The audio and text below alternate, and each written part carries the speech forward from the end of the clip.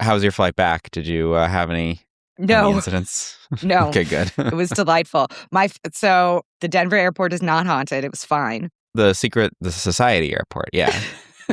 It's on like the literal like visit Denver official page. All of this like conspiracy theories about the airport being haunted.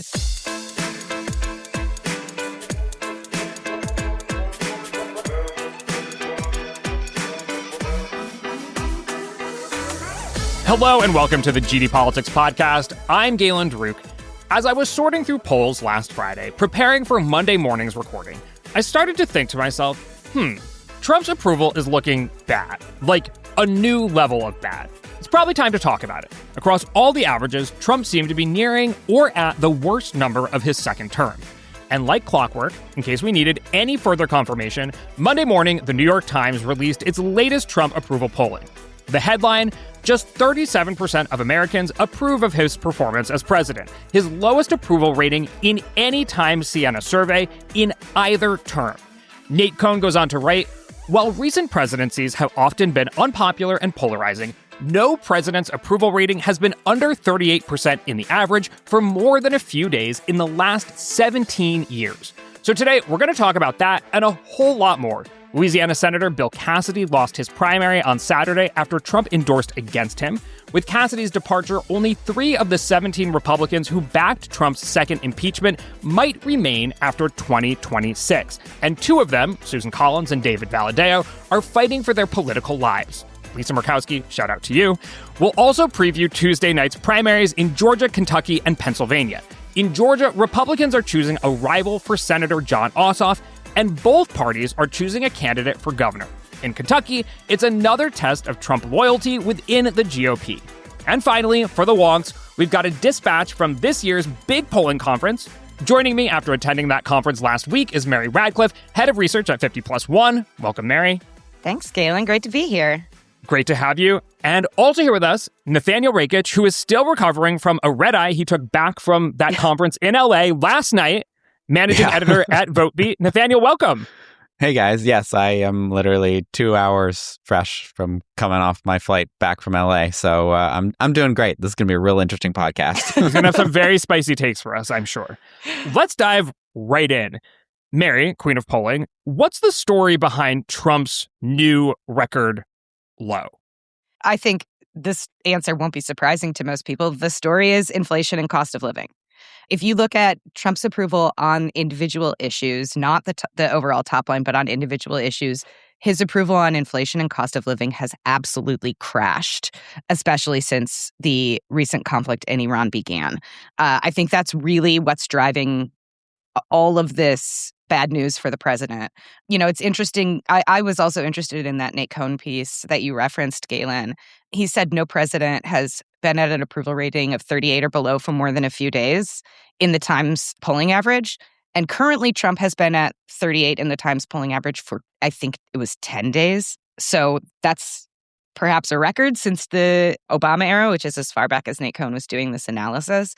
What will be particularly interesting over the coming months is to see if he can break that floor. You know, that has been the floor. If he goes down below that, we're sort of in uncharted territory. So, yeah, this is it's not a great moment to be Donald Trump, I think. I think it's particularly interesting. So it's also the worst approval rating that any president has had at this point in their term, basically as far as we have had approval rating polling. So just as we had at 538 at Silver Bulletin, you can go back and look at kind of like retroactive averages, basically what the Silver Bulletin averages would have been if, you know, Silver Bulletin had existed when Dwight Eisenhower was president. And no other president has been this far down this quickly.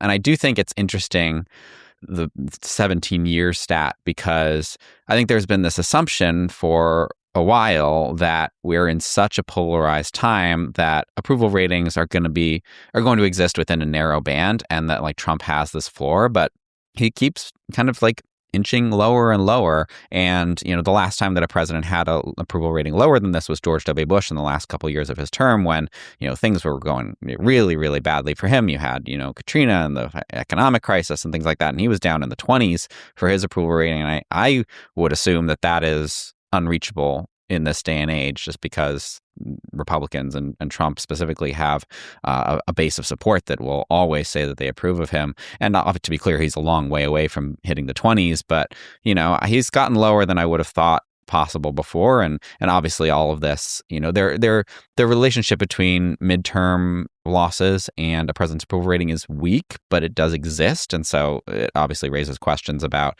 how badly Republicans are going to blow it in the midterms. The Times Siena poll that you mentioned, Galen, had Democrats up by 10 points on the generic ballot, 11. which is obviously it was actually 10 when you round. Oh, okay. Okay. That's the spicy Nathaniel I was talking about. Well, to be fair, I was reading the crosstab and they don't have the unrounded figures in their crosstab. That's totally fair. I don't dumpster dive. Sorry, I don't crosstab dive. Or dumpster dive, hopefully. There were little tags. There were little tags at APOR that you could attach to your name badge that said, "I'm just here for the crosstabs." Mary got that one and I did not. So anyway. I want to ask a question before we dig too deep into the repercussions of this about the nature of Trump's approval rating in this moment. So just by the way, because I oftentimes cite the net approval rating, if you look at Silver Bulletin, Trump is 20 points underwater. If you look at the New York Times, 22 points underwater, 50 plus 1, 23 points underwater. I'm going to start a GD average that averages all of the averages. and then you can just go there, folks. But after the New York Times poll came out, I tweeted and Substacked and whatever, an image of the Silver Bulletin net approval rating going down to -20. And somebody commented on it, a really interesting comment, and I want to get your take. Charles writes, on the one hand, you could look at this and say the Iran debacle doesn't actually seem to matter that much. It's certainly not like there's a noticeable change in the trajectory. It's just a long, steady decline. And in fact, that is how it looks. He goes from +10 to -20, and there's a steady decline across the almost year and a half now that he's been in office. Charles goes on to write, on the other hand, maybe the consistent rake stepping in a variety of fields is the story here. If you keep making terrible, unpopular choices, your downward trajectory will continue. That is, the consistent decline is an illusion. In fact, there's an expected equilibrium which keeps being disrupted by new choices. Charles writes, I think the second theory is probably closer to the truth. In his first term, he was often able to keep his floor by simply going dark on the policy front for a while. This time around, they're far more active, and mostly that activity seems to be extremely unpopular, with the war and tariffs being the most obvious examples.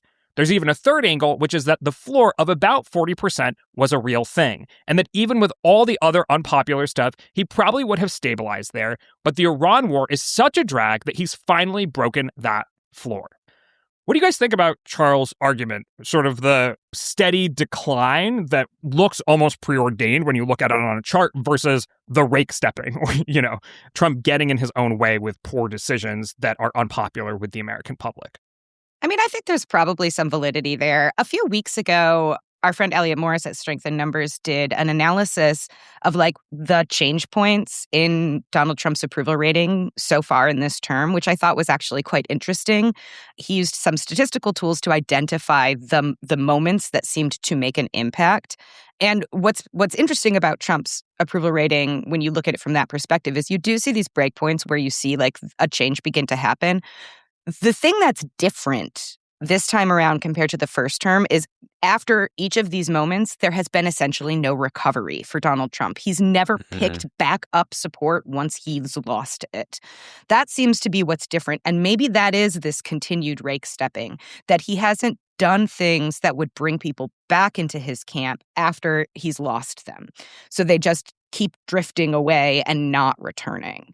I think that's probably part of the story, and I think that the continued rake stepping is probably impacting that in a significant way.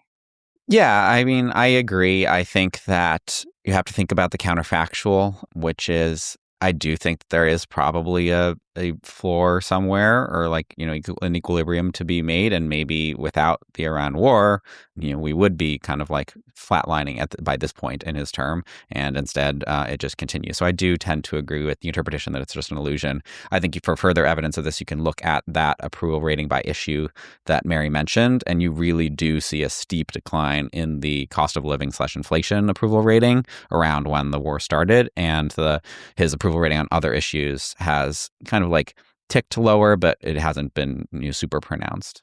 Yeah, that's absolutely right. I'm looking at it right now, and before the Iran war, he was underwater on inflation by around, mid-20s, like 25, 26 points.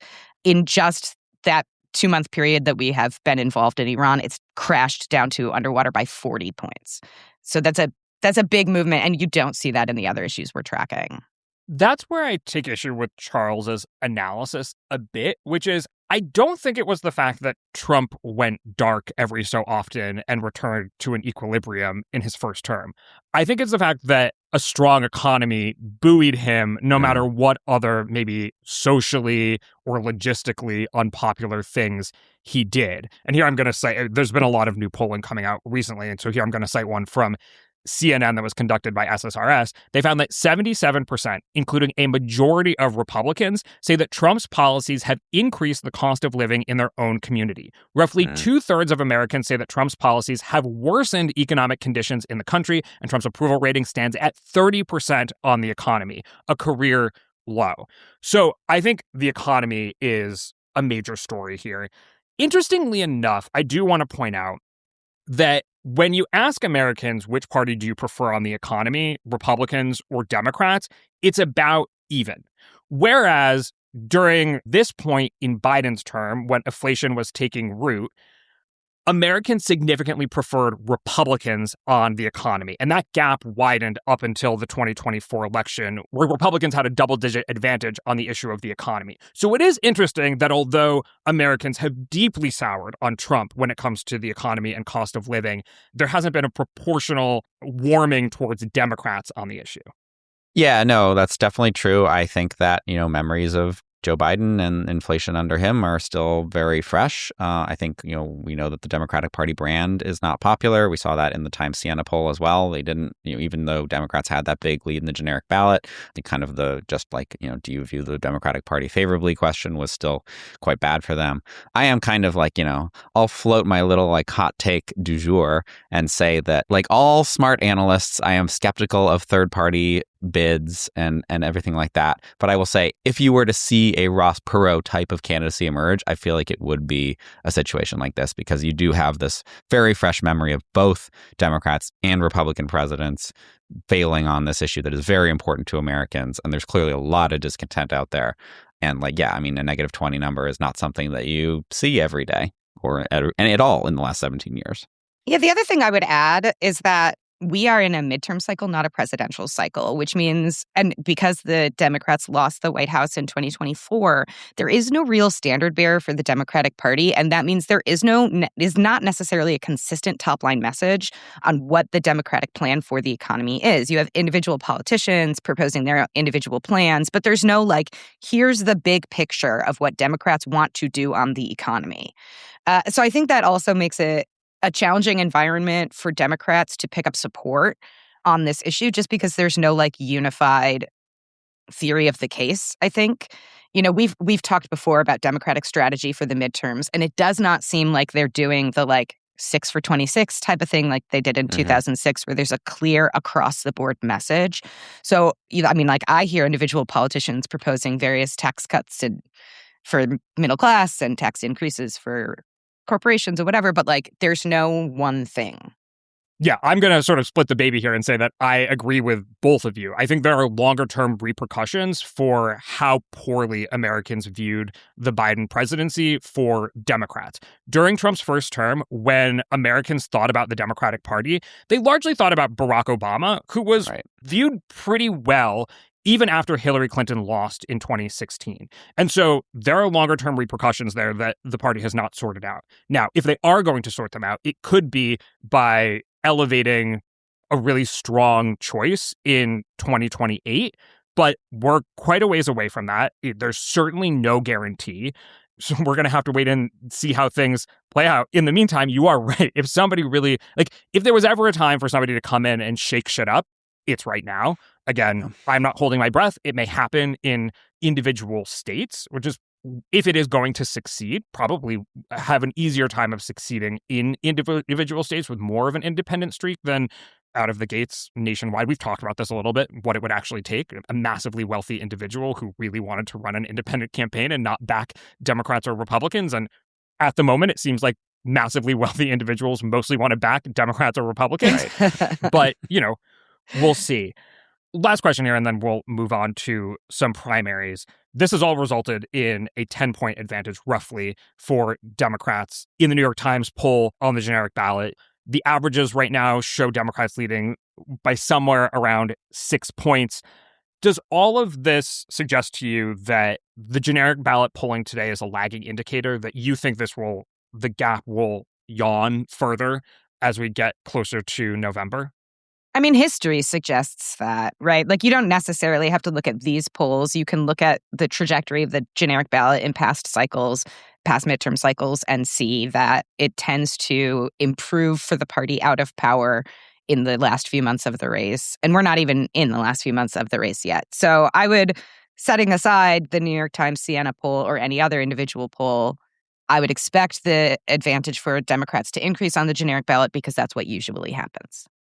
I agree with that, but I wouldn't say, apart from that the generic ballot is a lagging indicator. I have every reason to believe that the generic ballot as it stands today is an accurate representation of how people feel today, and that may not be how they feel in a month or how many months away is the election? So 5 many. months? A little bit less than 6. Okay. 5 to 6 months.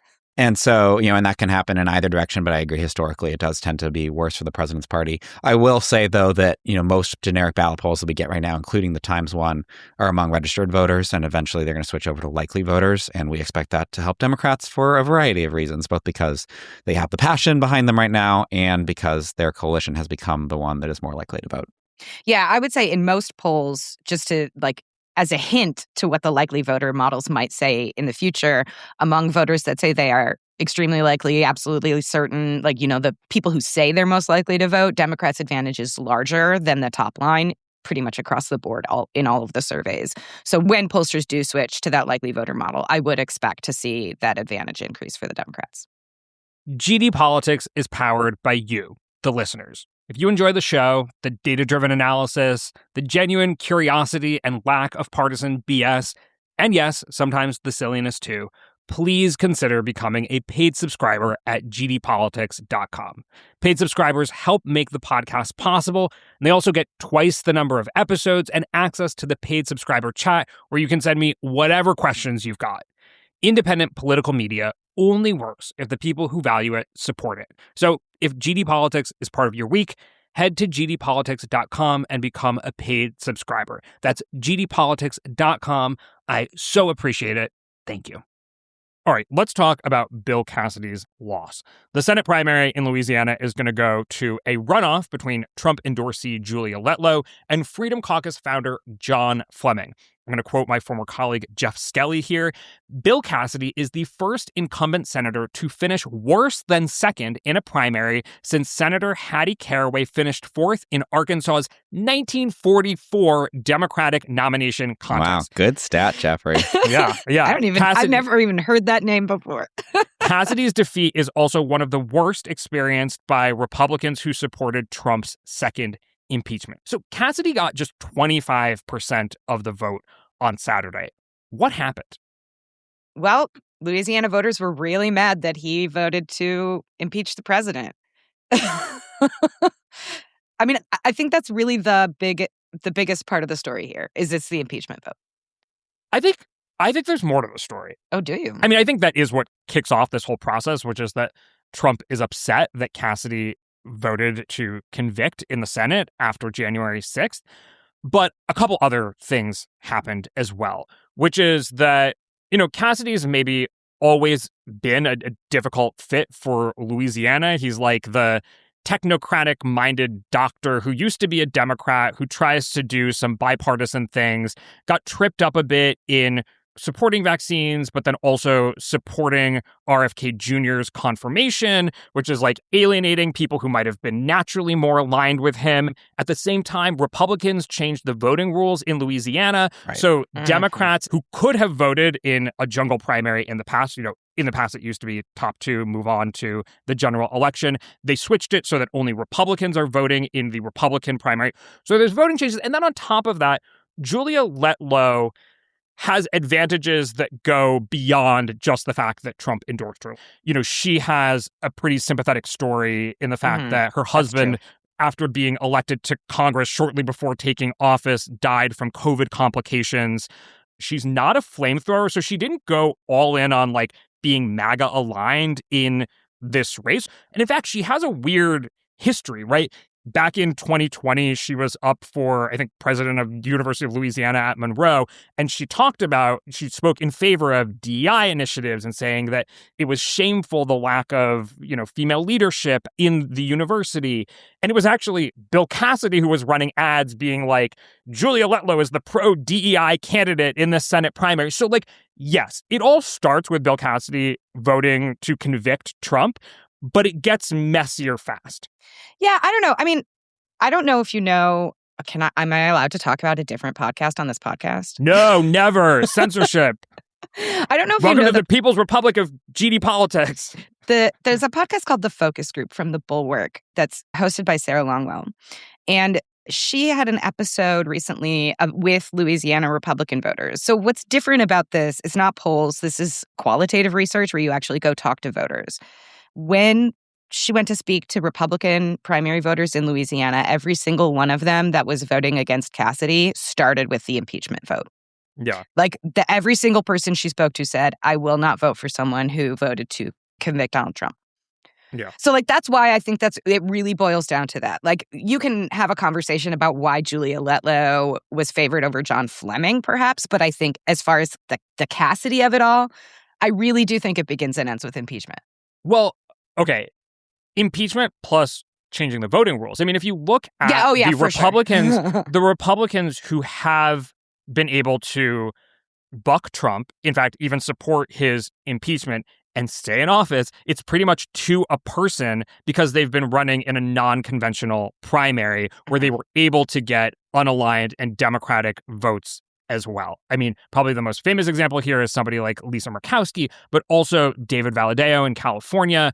And so I think that is quite important, which brings us to Tuesday night's test for Thomas Massie in Kentucky's 4th congressional district. I've taken to calling his last year or two something of the creation of the YOLO caucus, which maybe includes Marjorie Taylor Greene, a little bit of Lauren Boebert, Republicans who don't break with Trump necessarily on the democracy type stuff, but break with Trump in ideological ways and have even flaunted it. So just to list a few of the places where Massie has bucked Trump in his second term, he opposed the Big Beautiful Bill for debt and deficit reasons. He opposed both Iran military interventions and the Maduro ouster. He also joined up with a few other YOLO caucus Republicans to force the release of the Epstein files. And here is this encapsulates everything that I'm talking about, his notable quotable, I vote with the president 91% of the time. The 9% of the time, my party is taking up for pedophiles, bankrupting this country, or starting another war. Tell us what you really think. YOLO. He's hoping to keep his seat against Trump-endorsed challenger Ed Gallrein. Even before the results come in, I think the fact that this has been as brutal of a campaign as it has been probably says something, at least, that's different about the Louisiana primary we were just talking about. This is the most expensive House primary in history, according to Ad Impact. More than $25 million has been spent on advertising, roughly $35 million, including other campaign spending. Mary, what does the polling look like? We've got a number of polls in this race in the last couple of days. Last week or so. They're all single-digit polls. They range from Massie ahead by 2 up to Gallrein ahead by 8 or so. So it's looking like Gallrein maybe has a bit of a polling advantage, but it's not a huge one. There's at least a couple pollsters that show this as dead even. Rich Barris at Big Data Poll is running a tracking series, so we will get one more number this evening from his survey. I believe that will be the last. That's at least the last that I know about. So it's looking fairly close. I will say, like, a lot of the pollsters that are in this race are Republican-affiliated pollsters. Some of the sample sizes are pretty small. Now, I'm not super concerned about Republican-affiliated pollsters being the only ones to poll a Republican primary, but we don't have a ton of, like, neutral stuff.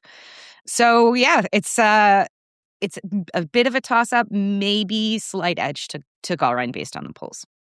Yeah, I'll also throw in that House primary polls are basically the highest type of error polls you can get, because primaries are harder to poll than general elections because you don't have kind of partisanship to anchor yourself on. And the smaller the jurisdiction, the less accurate the polls tend to be. So I would encourage people to have very wide error bars on this one. Obviously, I think it is a very competitive race. I think the money shows that story. It's obviously very interesting because Massey clearly is just like a true believer in the kind of libertarian conservative project that he and a few others like Rand and Ron Paul, for instance, a fellow Kentuckian, Rand Paul, have kind of been sticking by, and he has generally been able to get away with it. He's been kind of seen as like, Thomas Massey, he's gonna do his own thing, but Trump really decided to go after him this year, and I think, even though he wasn't an impeacher, as you said, Galen, he's not kind of one of those, Liz Cheney standing up for democracy types. I think it's akin to that in terms of like most of the time when Trump makes an endorsement, it's a layup for him. Most of the time he's endorsing incumbents who are already going to win. The rest of the time, usually it's like a wide open primary and somebody like J.D. Vance, he like points to him and he's like, you, and then like that's enough to get them over the hump. In only a few cases has he really gone after an incumbent, and that is, I think, the most challenging thing to do. I think one data point in favor of Massey being in real trouble is a couple weeks back in Indiana, you saw Trump go on his revenge tour on the state senators who voted against redistricting there. And I believe of the 7 candidates he endorsed, 5 won, only 1 lost, and 1 is still TBD because I believe that race is currently separated by 3 votes. So I think clearly, we've seen this for years at this point. Trump's endorsement is incredibly powerful in primaries. He was also able to oust a bunch of people like Cheney when he did his previous revenge tour. So I do think that Massey is in real danger. But yeah, I think based on the error bars in the polls, I wouldn't be surprised if either of them ended up winning by double digits. Longtime listeners to this podcast will have heard this advice many times. If you want to take lessons away from the election, don't necessarily look at who wins, but look at the margin. Does the fact that this is a competitive race mean something to us already? Like, this seems to be very different from what just happened in Louisiana. Why? Like, is there significance in the closeness of it before we even get results on Tuesday night? Yeah, I mean, I think before this feuding with Trump, I think if you asked people who had any impression of Thomas Massey what his brand was, what his image was, I think people would say principled conservative, right? Like that is really, I think, what he is trying to project. He's like, I'm consistent in my values. I don't vote to increase the debt and deficit because I'm a principled conservative. Donald Trump has been coming after him, trying to change that reputation and call him a rhino or whatever other kind of names he's calling, right? So, like, the question is Trump's sway enough to pull that principled conservative brand off of Massey in the eyes of Republican primary voters, right? Because, like, that, I think, is what has kept this close, is that pre-existing image that, like, yeah, sometimes I'm against the president, and it's because the president's not doing conservative stuff. I think that's how Thomas Massey would explain himself were he here to do it. So, like, that's the question is principled conservative brand enough to overcome the Trump attacks? All right, let's talk about Georgia. I think we're going to run through Georgia and Pennsylvania a little more quickly so we have time to talk about the big polling conference. That's what everyone's here for. It's what everyone's here for. We're also going to have a reaction podcast to the results later in the week. So we're going to have another bite of the apple in terms of digging through all of this stuff. But on the Senate side in Georgia, Jon Ossoff is running unopposed, unsurprisingly. On the Republican side, 5 guys are running for the chance to take on Ossoff, including 2 reps in the House, Buddy Carter and Mike Collins. Carter and Collins have both run towards Trump. Trump has not endorsed either. Then there's Derek Dooley, the former college football coach, backed by outgoing Georgia Governor Brian Kemp. his relationship with Trump has been a bit more complicated. He's running as the less MAGA-coded, more establishment-friendly candidate. What are we watching for on Tuesday night? Nathaniel, we'll start with you because you were excited to talk about Georgia. I think that this race, as well as the governor's race, is going to go to a runoff. Georgia, like many southern states, requires a majority in order to advance. I guess I'm looking to see what the exact order of finish is and if that inspires Trump to come off the sidelines in favor of somebody. I think it looks like Mike Collins is the one who is probably going to finish first, and the second runoff slot is between Dooley and Carter. But, we kind of saw with Texas that, Cornyn's, maybe better than expected showing. People were talking about, maybe that'll get him endorsement. Obviously, it didn't. But I think that the order could matter. But, I don't think this one is done and dusted, other than, obviously, the question right now is who gets into the runoff. And then after that, it's TBD. Yeah, I mean, the most recent polling suggests that Dooley is probably favored over Carter to get into the runoff. But again, we've had many discussions about the error bars on these kinds of primary polls. It's pretty difficult to get a sense of who's going to show up in primaries. I want to get into maybe the more interesting question for the long term, which is how competitive this race will be come November. And if you look at some of the recent polling, it suggests for a purplish, reddish state like Georgia, Jon Ossoff has a notable advantage. I don't want to get too carried away here, but do you think that who wins on Tuesday night makes a big difference in terms of how liable Republicans are to win the seat from Democrats? Collins is quite conservative. I don't think any of the candidates is really who Republicans really want. Obviously, they wanted Brian Kemp, and he did not run in the race. But you have on one hand Ossoff, who is a telegenic guy with a ton of money, running in a very good year for Democrats, as we discussed, in a swing state. It's a purple state now, I would say, just plain old purple. And then you have three kind of lackluster Republican candidates for different reasons. I think Dooley, maybe ideologically would be a little more palatable, but he's also a first-time candidate. He's got a lot of he's not very inspiring. I think Kemp kind of plucked him. He wanted somebody to represent the more establishment lane. But he's the football team that he coached was Tennessee. It wasn't Georgia. He's the son of the Georgia coach. So it's kind of a little bit of he's kind of an echo of the candidate that they really wanted. So yeah, I think Ossoff is favored either way. What I'm more interested in, actually, is whether Ossoff's strength is enough to help what I expect to be Keisha Lance Bottoms in the governor's race, take that over the finish line. Because let's make that transition. Let's talk about the governor's race. Not only is there the competitive Senate race in Georgia, there is also going to be a governor's race in Georgia. And again, this is now a purple state in a midterm year that we anticipate to be quite good for Democrats. So there's a big question of whether Democrats can flip that governorship in November. And we expect Keisha Lance Bottoms probably to be the Democratic nominee. She's the former mayor of Atlanta. But that could go to a runoff, even. It's unclear if she's going to break 50%. Yes, it's unclear whether or not it will go to a runoff. I expect even in a runoff, she would be favored over any of the other candidates. Yeah. So, I don't anticipate her losing that. On the Republican side, we're expecting a runoff probably between Jackson and Jones.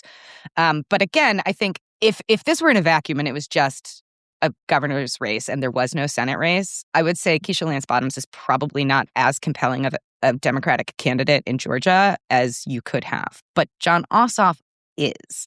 So, that's my question is, can Ossoff carry Keisha Lance Bottoms along with him? Yeah. Democrats have not won a governor's race in Georgia since 1998. And I'll say, on the Republican side, just to fill out the picture, Trump has endorsed in this primary in favor of Burt Jones, the current lieutenant governor. Also running are billionaire Rick Jackson, Secretary of State Brad Raffensperger, who sort of famously rebuffed Trump when he asked him to find votes after the 2020 election, and then also Attorney General Chris Carr. On the Democratic side, as mentioned, it's former Atlanta Mayor Keisha Lance Bottoms, former Lieutenant Governor / former Republican, who you would have heard on this podcast, Jeff Duncan, and then former State Senator Jason Estevez. And can I mention, actually, our polling average at 50+1 has the Trump endorsee in second place right now. So we're talking about the strength of Trump's endorsement in Kentucky. Looking at this in Georgia, that candidate is in second place in our polling average. So Georgia's obviously a state that has bucked Trump's endorsement before. Trump went on the rampage against Raffensperger and Kemp, and they both survived in their primaries back in 2022. Mm-hmm. And I will also say that Jones is very, very far right. So he is, I think, he would be a kind of like Kerry-like type of candidate for Republicans. And so I think that might be giving some Republican primary voters some pause as well. Okay, Mary, this is your moment. Let's talk about Pennsylvania, a state where I have not done any background research. So I'm going to turn things over to you. What are you watching in your home state of Pennsylvania? Well, I'll be honest, there's not a lot of really high-level competitive primaries in Pennsylvania this cycle. We don't have a Senate race up this year. And in the governor's election, Josh Shapiro is running unopposed. Stacey Garrity is running unopposed. So we already have our matchup for November on the governor's race. There are some House primaries that, are going to be competitive. The 3rd district, which is in Philadelphia, the incumbent Democrat is not seeking re-election. And so you've got like a whole bunch of Philadelphia political players that are all competing for that. I don't know who's ahead. The polls are really muddled. It's one of those things where there's a whole lot of credible candidates. And it's very difficult to discern. Someone's going to win that with like 30% of the vote or something. There's also a competitive primary in the 7th.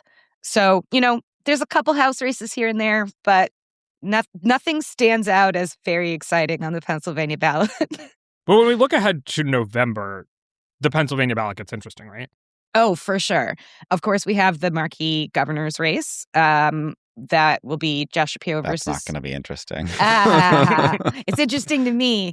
Actually, given the ambitions of our governor, I'm actually also keeping an eye on the lieutenant governor's race. So Pennsylvania is one of the states where the lieutenant governor is elected separately from the governor. It's a separate ballot item. And in the primary, the incumbent Democratic Lieutenant Governor Austin Davis is running unopposed. There is a primary for the Republican candidate, although I don't think it's very competitive. But that election actually could matter quite a lot, depending on how things go for our governor in the coming years. And on the House side, there are a number of competitive races where that will help determine the margin in the House. Yes, there are a couple of seats that Republicans flipped in 2024 in the northeastern part of the state. I'm thinking of the 7th and the 8th in particular. That will be important. The 10th district, which is around Harrisburg, that's Scott Perry's district. He narrowly won that in 2024. It looks like the challenger in 2024 that he ran against is coming back for another bite at the apple. So that will also be quite competitive. I mean, Perry, every year people think Perry's going to lose and he ekes it out. So we'll see if that happens again. I mean, I will say, he hasn't faced an environment quite like this one, potentially. I think, actually, those 3 races may end up being foregone conclusions by the time people vote in November, and we might be talking about the 1st district. Is this the year that Brian Fitzpatrick finally loses? He is spicy. the poster child for moderation in the House Republican caucus, and he has been swimming against the tide in a basically, I think, I don't know if it was double digits, but a pretty blue district, pretty pro-Harris district. And I feel like it might catch up to him this year. We'll see. All right. Lastly, you were both at APOR this past weekend in Los Angeles, which is the American Association of Public Opinion Researchers. So we have a very special edition of good data, bad data, not data. So I've asked both of you to spotlight an example that falls into each one of those categories. A good data example, I'm sure that will not be very hard. A bad data example. What's hard is picking one. Hopefully there wasn't too much bad data at, the big polling conference, but I'll leave it to you guys. And then not data. Who do we want to kick? Nathaniel, you've been a little quiet in your sort of post-red eye stupor. Oh, what? Oh, thanks for waking me up, Galen. Let's kick things off with you. So there was a lot of good data presented at APOR, a lot of thoughtful people trying to solve the many problems of the polling industry. I think my favorite, we always try to think about how to quantify uncertainty and how to communicate that, right?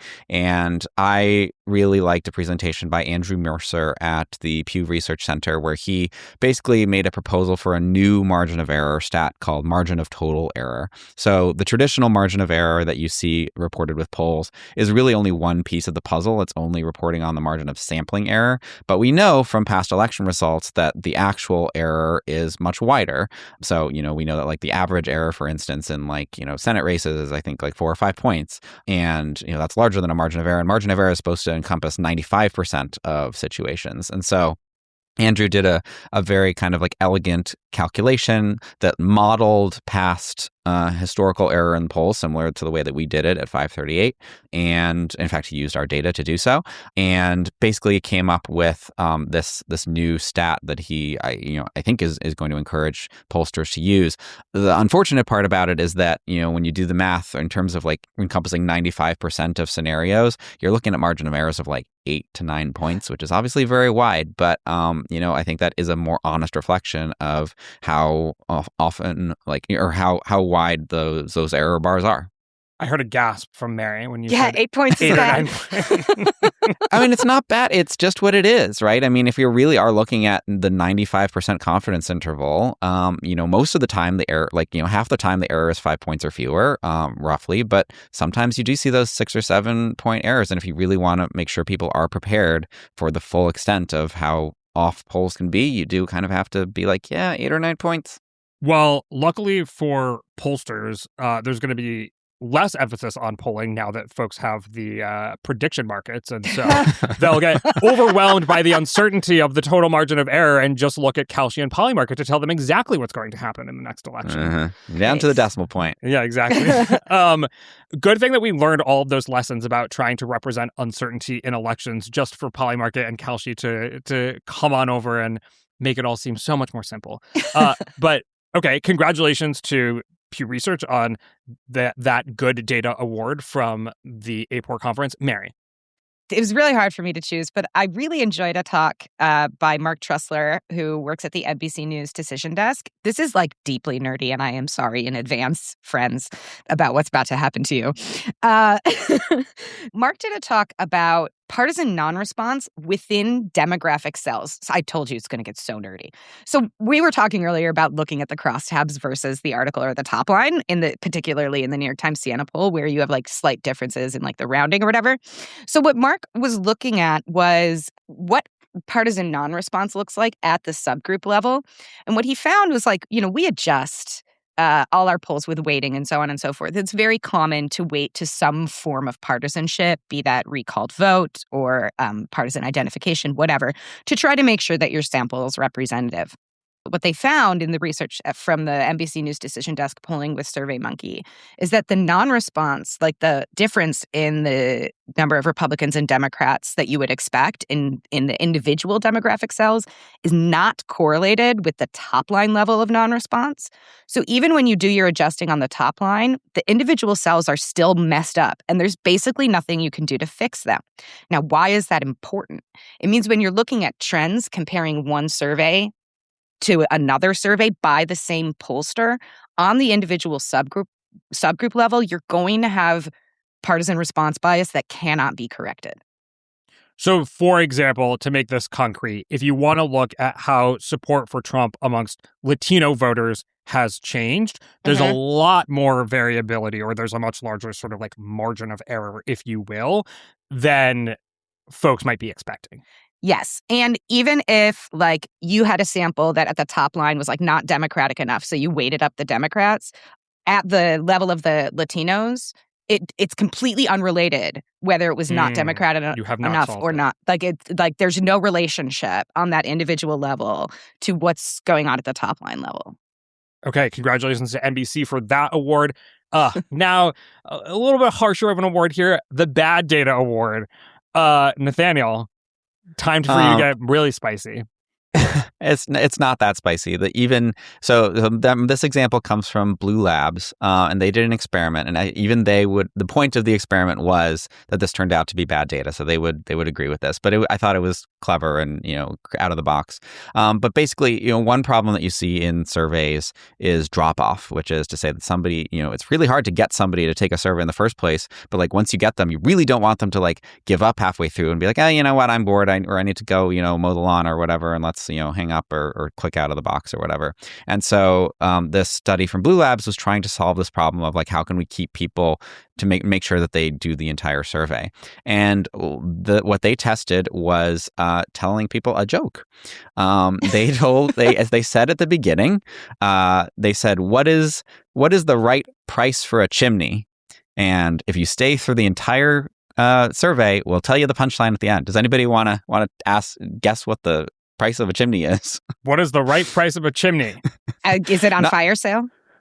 You're close. The correct price for a chimney is nothing because it's on the house. I got to start doing that with this podcast. You know, tell a joke Right. at the beginning, make people stay till the end.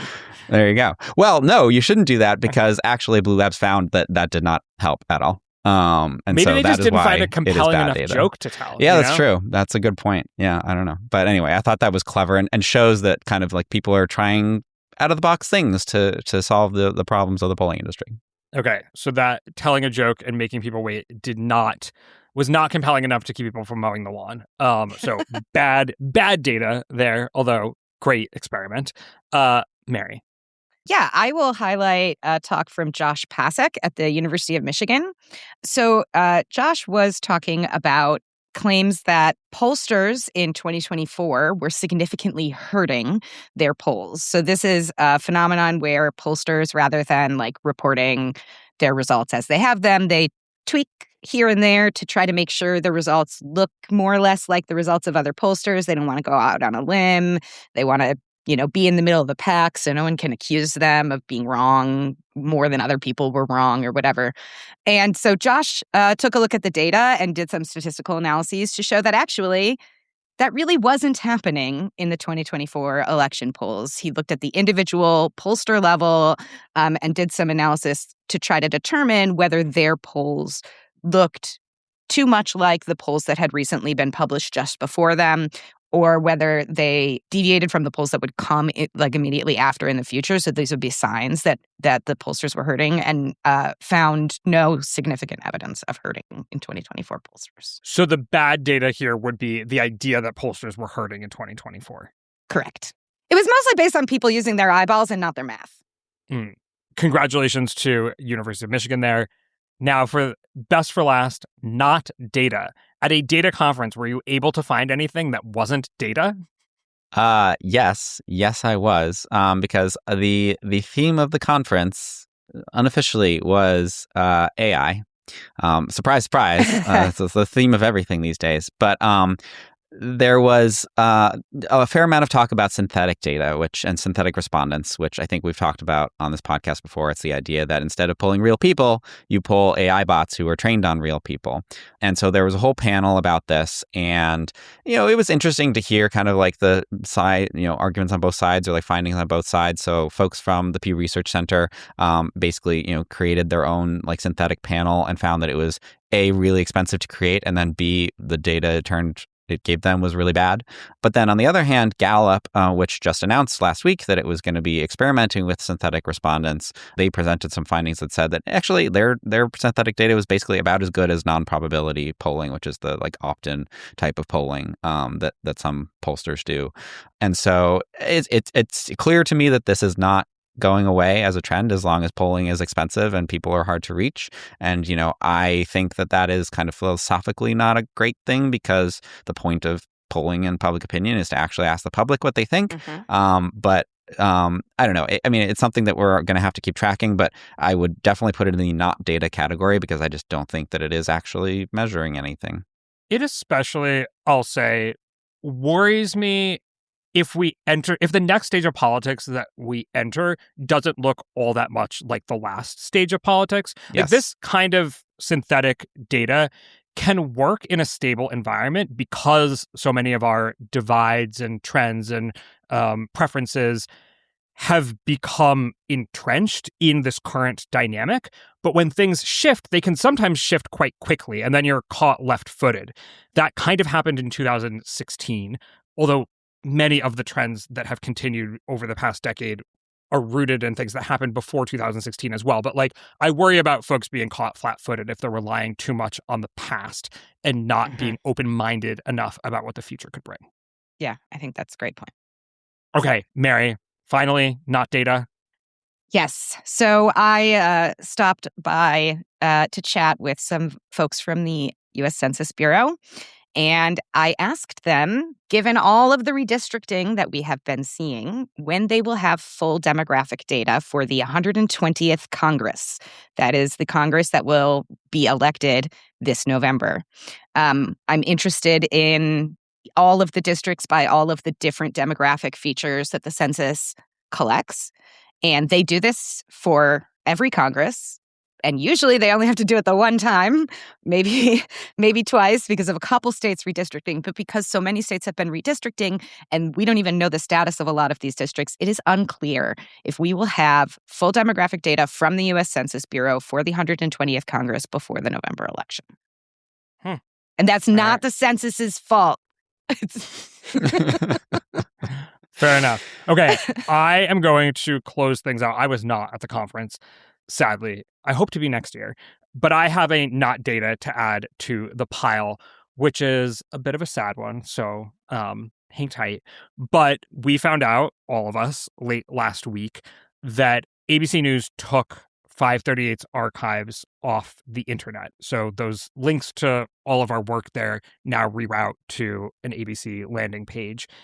And it means that a lot of the projects that I think longtime listeners sort of went to 538 to look for, sometimes repeatedly. I mean, for me in particular, what bummed me out about all of this is like I've heard from teachers for the past decade talking about including our resources in their syllabi. You know, in particular, folks reached out to me about the gerrymandering project. A bunch of teachers had that incorporated. I found Clemson University syllabi that had all of these links to 538 content that are now broken or now just lead you to an ABC landing page. And so I guess we can say this is no longer data on the open web. You can go on the Wayback Machine, yes, and some of it is rendered in a readable way. Other interactives are totally not. But yeah, our archives that we spent, I mean, they went back to 2008. So what did we have? Like 17 years of archives are now not data. Yeah. I will add, yes, that, for folks who do want to still access old 538 site, a data journalist from Reuters very helpfully created an index page, 538index.com, which basically has a list of all of those Internet Archive sites. In addition, our data is still on GitHub at data.538.com. Don't tell them that. The New York Times already reported it. But also, like, people have already downloaded that data. Like, that data has been archived as well. But yes, if you're a researcher, if you're a data journalist, download the data, use the data. A lot of it is still there. I will also say, if you're a researcher looking for polls, you can always reach out to me at 50+1, and we'll get you settled. I feel like we've poured one out for 538 so many times on this podcast now. It's been such a slow, it's been a slow death by 1,000 cuts. The archives are still up, so I hope we don't have to mourn that one anytime. Telling them stuff. Maybe I'll bleep that. I'll bleep what I just said. But Mary, Nathaniel, thank you so much for joining me today. Thank you, Galen. Thank you, Galen. My name is Galen Druk. Remember to become a subscriber to this podcast at gdpolitics.com and wherever you get your podcasts. Paid subscribers get about twice the number of episodes. You can also join in our paid subscriber chat and pass along questions for us to discuss on the show. And you ensure that we can keep making a podcast that prioritizes curiosity, rigor, and a sense of humor. Also, be a friend of the pod and go give us a 5-star rating wherever you listen to podcasts. Maybe even tell a friend about us. Thanks for listening, and we will see you soon.